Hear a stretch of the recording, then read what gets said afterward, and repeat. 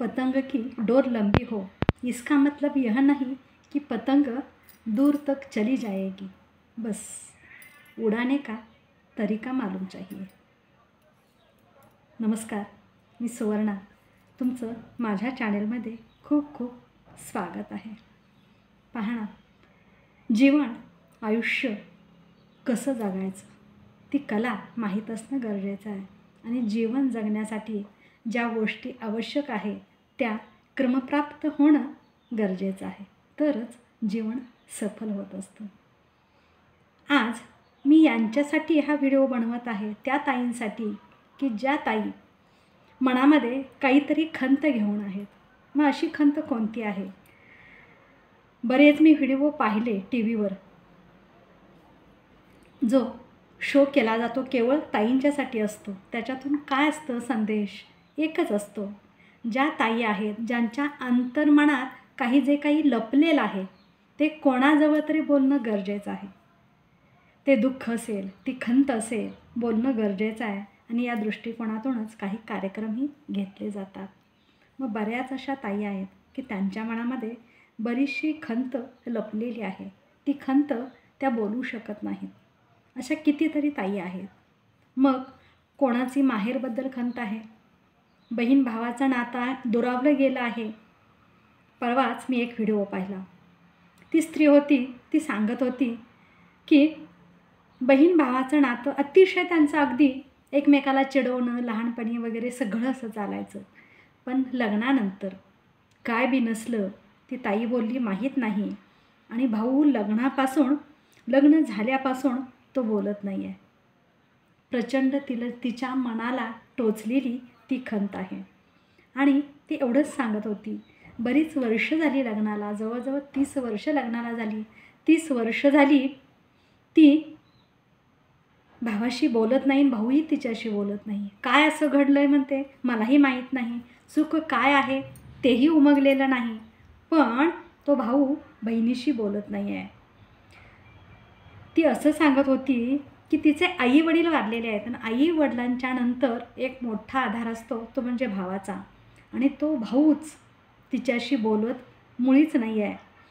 तिला सहकार्य करतो पण बोलत नाही आहे। त्यामुळे तिच्या मनात ती एक मोठी खंत आहे आणि त्यामुळे ती प्रचंड रडत होती आणि तिनं त्या यूट्यूबच्या माध्यमातून आपली खंत व्यक्त केली आणि तिनं आवाहन केलेलं आहे, सांगितलेलं आहे की माझा हा संदेश तिथपर्यंत नेऊन पोहोचवा जिथं माझा भाऊ आहे, आणि तिनं स्वतःचं नाव वगैरे सांगितलं आणि सांगितलं हा संदेश माझ्या भावापर्यंत पोहोचवा।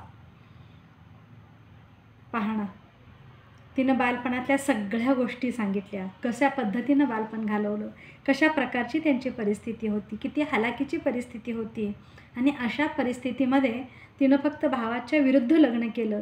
भावाच्या मनाविरुद्ध लग्न करण्याचं कारण एकच होतं की तो मुलगा श्रीमंत होता आणि तिला वाटलं की हा मुलगा श्रीमंत आहे म्हणजे माझ्या वडिलांना याचा हातभार लागेल, माझ्या बहिणी लग्नाच्या आहेत त्यांचंही लग्न व्यवस्थित होईल, भावाला हातभार लागेल, या उद्देशानं तिनं लग्न केलं।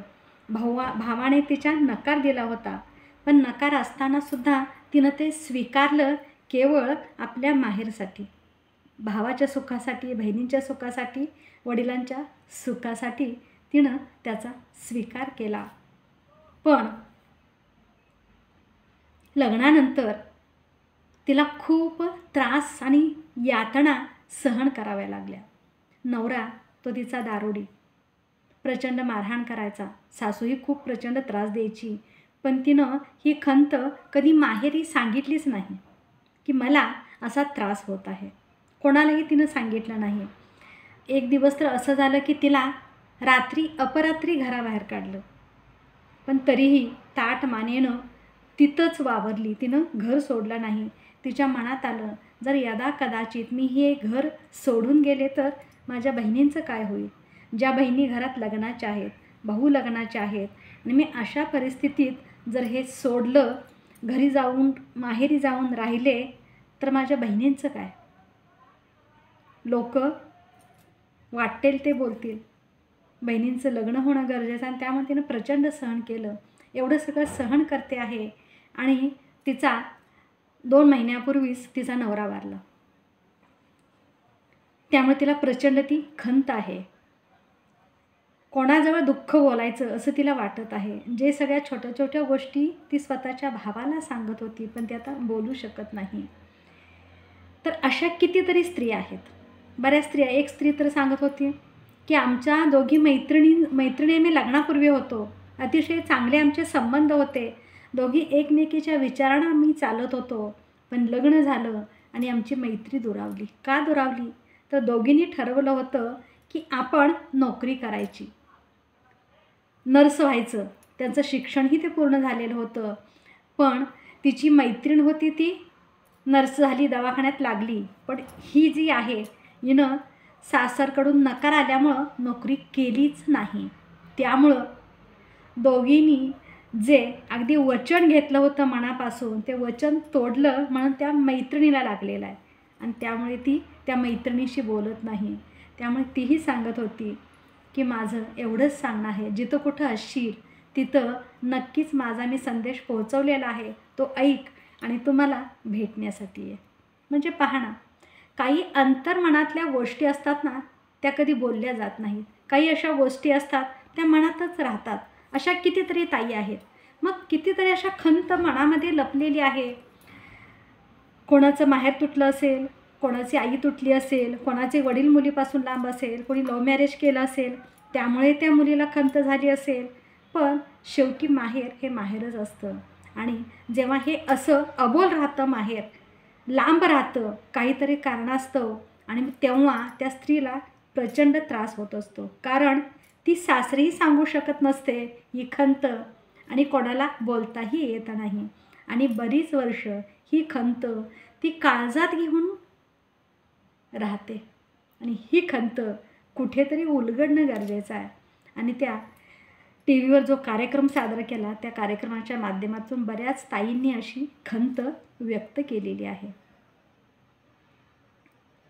मीही या ठिकाणी तुम्हाला आवाहन करू इच्छिते, जर खरंच तुमच्या मनात जर अशी कोणती खंत असेल तर नक्कीच कमेंटमध्ये सांगा.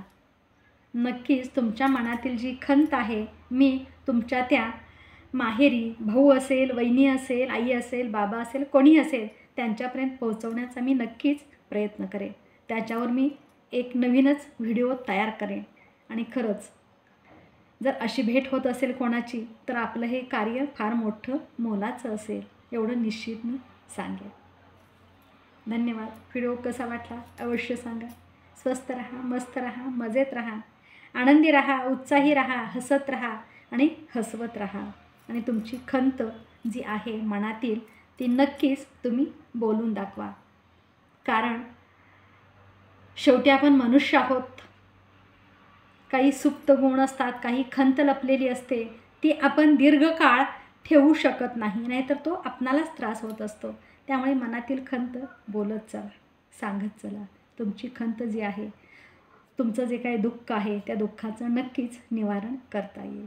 धन्यवाद.